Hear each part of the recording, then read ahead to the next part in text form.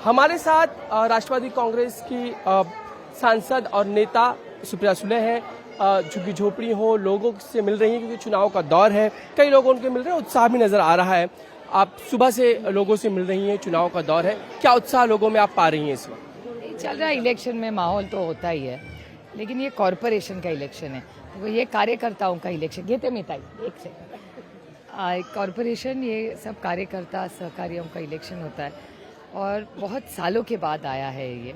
और सबकी कोशिश है कि जो मूलभूत सुविधा है उसके लिए, जो वाटर गटर मीटर जिसको कहते हैं, वो उसके लिए सबने काम करने की ज़रूरत है। इसके अलावा आप जो माहौल देख रही हैं, खासकर अगर हम बात करें परली की, खासकर वहाँ से जो खबर आई कि राष्ट्रवादी कांग्रेस, शिवसेना और साथ में एमआईएम ने मिलकर वहाँ पे गठबंधन किया और वहाँ पे अपनी सरकार बना ली, नेता चुन लिया वहाँ का, उसको लेकर काफी टीका टिप्पणी की। एक और आइडियोलॉजी की बात, दूसरी और एमआईएम के साथ राष्ट्रवादी कांग्रेस और शिवसेना को चली। इस पूरे इलेक्शन में आइडियोलॉजी की बात है ही नहीं, क्योंकि हर पार्टी जो भी आज है, आप कहीं भी देखिए कि कांग्रेस और बीजेपी भी साथ में आई है। कांग्रेस बीजेपी एमआईएम उन्होंने भी गठबंधन बना दिया।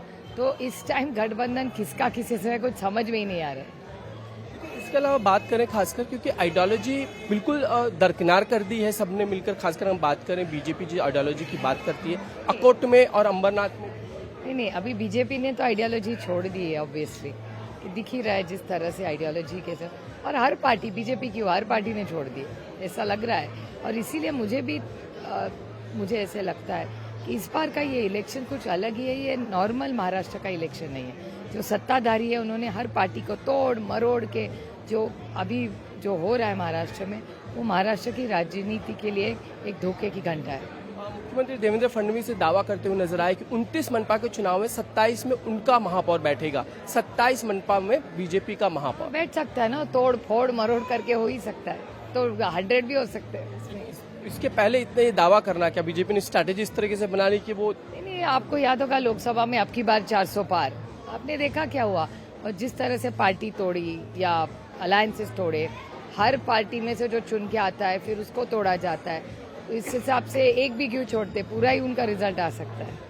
कॉन्स्टिट्यूएंसी हम मुंबई की बात करते हैं 173 की, वहाँ पर जो बीजेपी के ही कैंडिडेट हैं जिनके एबी फॉर्म को लेकर विवाद है, लेकिन वो खुद नारे लगाते हैं 50 खो के एकदम ओके, जिसको लेकर जब एकनाथ शिंदे अलग हुए तो उस वक्त राष्ट्रवादी कांग्रेस ने ही नारा लगाया। ये तो वास्तव है ना, सब कह रहे, कभी किसी ने डिनाई भी नहीं किया कि 50 खो के एकदम ओके, तो किसी ने ना भी नहीं तो कहा। और अब उनके ही लोग कह रहे हैं और भारतीय जनता पार्टी मान रही है कि 50 खो के देखे एक एक को तोड़ा है, तो 50 खो के एकदम ओके, तो बीजेपी उस पर कंफर्मेशन दे रही है। कहीं ना कहीं आईना दिखाने की कोशिश है एकनाथ शिंदे को बीजेपी के स्थानीय इस चुनाव में। आईना नहीं है, जो वास्तव है, जो सत्य है। आईना किस बात का? जो सत्य है वही तो अभी बीजेपी बोल रही है। एक सवाल ये भी कि पिंपरी चिंचवड़ में अजय दादा पवार की कल की सभा हुई, उन्होंने खासकर वहां पे जो 7 लाख का पुल 17 करोड़ पे चला गया, उससे ज्यादा के अमाउंट पे चला गया, खासकर उस वक्त आप लोग ने JNURM जो मिशन, जो उस वक्त योजना लाई थी, उसमें भ्रष्टाचार के आरोप उन्होंने लगाए। राष्ट्रवादी कांग्रेस की ओर से बीजेपी के नेताओं पे स्थानीय पे भ्रष्टाचार के जब आरोप लग रहे हैं, तो बीजेपी कह रही इससे टाला जाना चाहिए, हम तो गठबंधन में हैं। मेरे तो नैतिकता का सवाल है, क्योंकि ये जो लोग टैक्स भरते उनका पैसा है।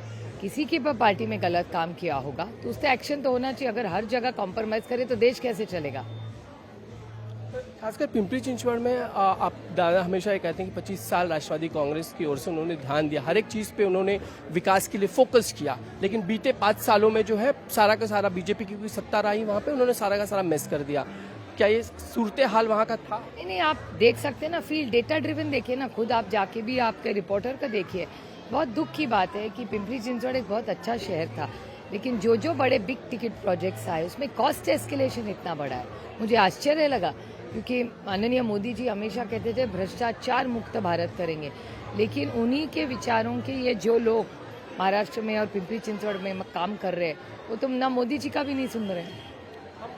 बात कर लें दिल्ली की जिस मस्जिद को लेकर फिलहाल तनाव का माहौल है वहाँ पर, उसको लेकर क्या कहेंगे? इसे टाला जा सकता था क्या? क्योंकि कोर्ट ने तो ऑर्डर कर दिया कि आप जो इलीगल स्ट्रक्चर हटा दो, लेकिन लोग अब कह रहे हैं कि उनके पास सबूत है, लेकिन वक्फ बोर्ड राज्य की सरकार के हाथ में वो सबूत नहीं। मेरे ख्याल से जो भी सेंसिटिव चीज़ है वो सबको प्यार से और चर्चा करके ही उसमें से हम सबको साथ में लेके चलना है, इसी को अच्छा प्रशासन कहते हैं। तो ये किसी के प्रेशर डाल के ऐसे काम नहीं होते।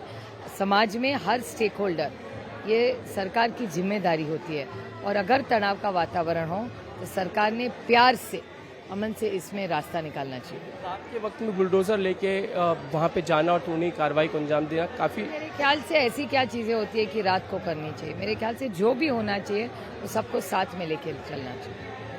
बातचीत करने के लिए कैमरामैन देवेंद्र के साथ समीर भिसे, इंडिया टीवी, मुंबई।